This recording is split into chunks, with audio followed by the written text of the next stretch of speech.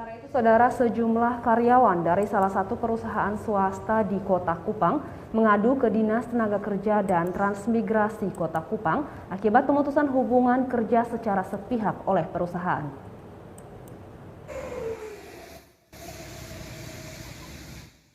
Hari Buruh yang jatuh pada tanggal 1 Mei atau lebih dikenal dengan May Day merupakan hari di mana Serikat Buruh Sedunia merayakan keberhasilan ekonomi dan sosial para buruh.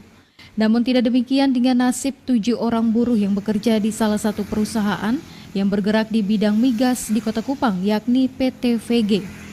Mereka di PHK tanpa pesangon. Menurut para buruh di PHK ini, mereka yang bekerja di atas 5 tahun pun dianggap belum sampai setahun. Pasalnya perusahaan tersebut sengaja membuat kontrak kerja dengan karyawan hanya 1 tahun, kemudian dilanjutkan dengan kontrak baru lagi pada tahun berikutnya. Hal ini sangat merugikan para karyawan atau buruh dalam perhitungan pesangon saat di PHK, karena masa kerja tidak akan lebih dari 1 tahun. Para pekerja yang di PHK ini mengaku sangat kecewa karena diberhentikan tanpa memperhitungkan hak-hak mereka sebagai buruh sesuai Undang-Undang Cipta Kerja.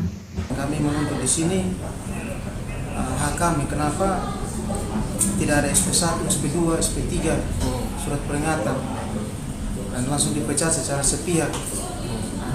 Kami merasa bahwa ya kalau kami sudah dipecat ya hargailah hak kami lah, supaya kami bisa berusaha apalah.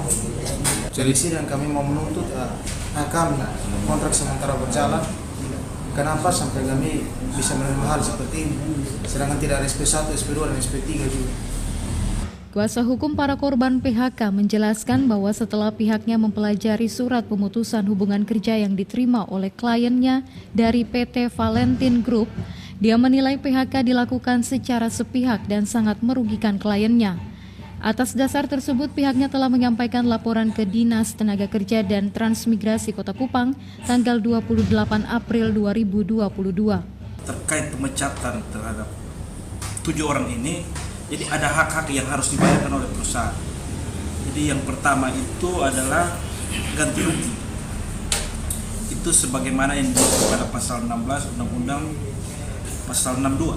Pasal 62 Undang-Undang Ketenagakerjaan itu mengatur tentang ganti rugi, dan pasal 17 PP 35 tahun 2021 itu mengatur tentang uang kompensasi.